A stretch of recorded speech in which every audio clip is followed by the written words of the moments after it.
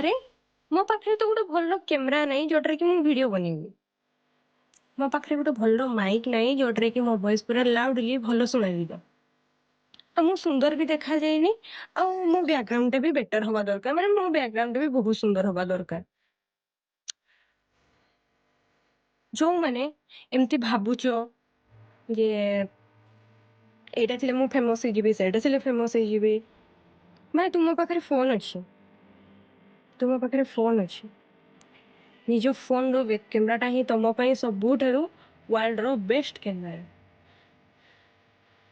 ଯଦି ଭଏସ ଠିକ ସେ ଶୁଣାଯାଉନି, ମାନେ ତମେ କହୁଛ ନା ମତେ ମାଇକ୍ ଥିଲେ ମୁଁ ମାଇକରେ ବହୁତ ଭଲ କହିଥାନ୍ତି, ମାଇକରେ ମୋ ଭଏସ ଟା ବହୁତ ଭଲ ଶୁଣାଯାଇଥାନ୍ତା।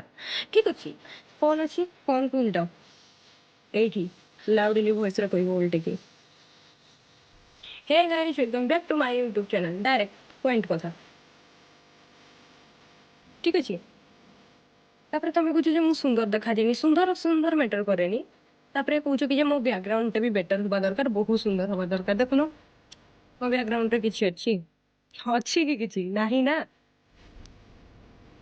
ତମର ନେଗେଟିଭ ଚିନ୍ତାଧାରାକୁ ଆଗ ମାଇଣ୍ଡରୁ ହଟାଅ। ଯୋଉ ନେଗେଟିଭ ଟା ରଖିଛ ମାଇଣ୍ଡ ଭିତରେ ସେଇଟାକୁ ଫାଷ୍ଟ ହଟାଅ, ତାପରେ ତମେ ଭିଡିଓ ବନେଇବା ଷ୍ଟାର୍ଟ କର। ନିଜକୁ କେବେ କମ ବୋଲି ଭାବ ନାହିଁ, ଠିକ ଅଛି।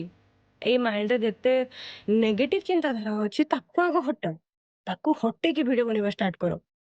ଦେଖିଆ କେମିତି ଫେମସ ନ ହବ।